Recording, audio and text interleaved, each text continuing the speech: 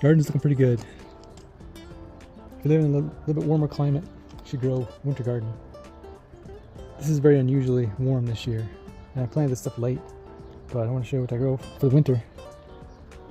I grow peas. I planted these a month ago. They're going to climb up here. More peas over there. These peas actually are mostly they're not for winter, they're in spring. But as they make it through the winter, then we'll go peas.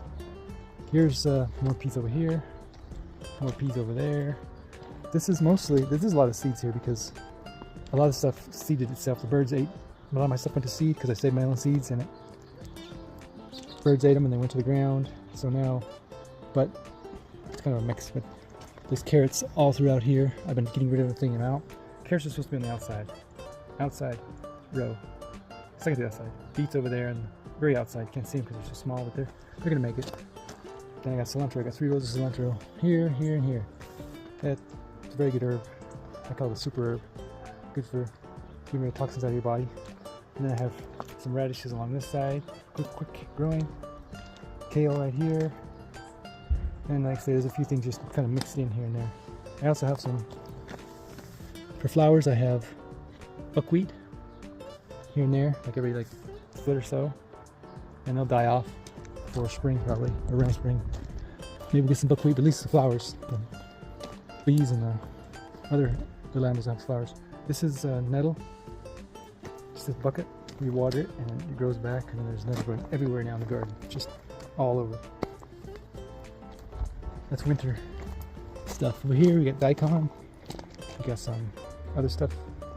Some arugula. In between, got some beets. The little beets right there. Hopefully they'll make it this year. Got some big ones. Mustard. Mustard is a green that does very well. There's a different variety of peas. A bunch of other greens growing in there. More greens over here. Most of the stuff came up on its own. I'm just gonna let it go and let the water go into it. My garlic is supposed to warm. My garlic came up.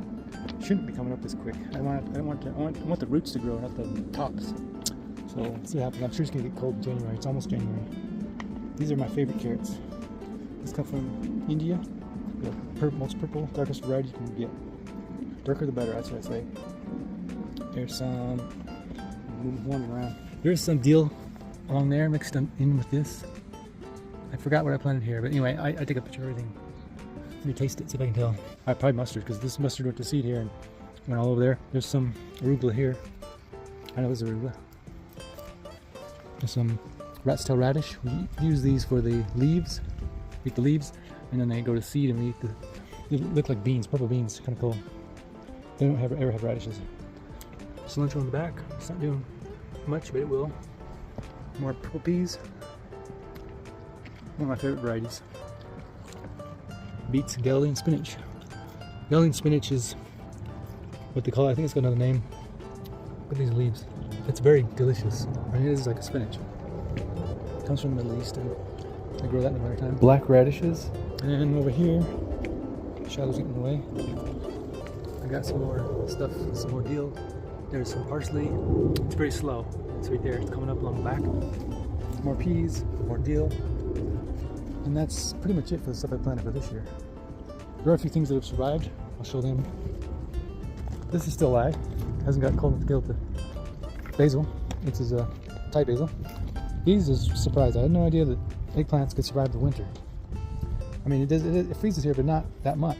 And the last couple of years, it's been a little bit warmer than usual. So this one is from 2 years ago. I don't know how much longer it's gonna survive. I'm trying to get some seeds off. This is a purple variety. Azwad from Iraq. Here's another one.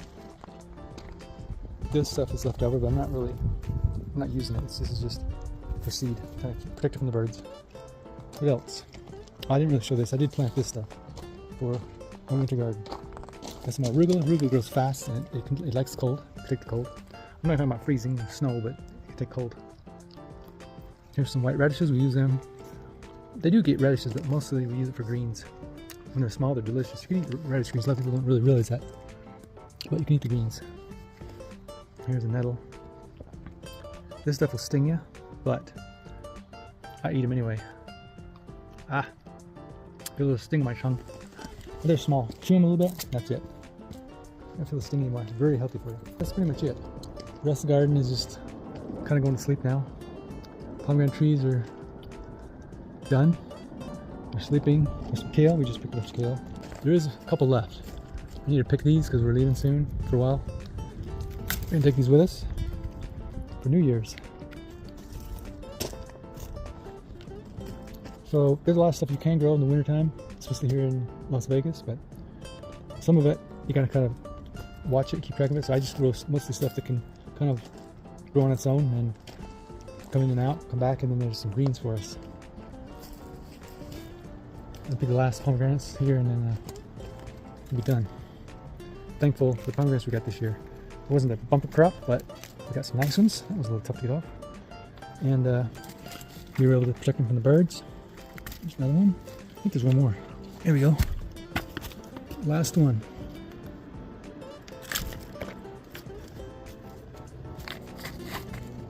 Look, tomatoes survived. Since it's still warm. We got one there. It's kind of orange. I'm going to pick it before it's fully ripe, but... And here's the other one. This one. Look how ripe this one is.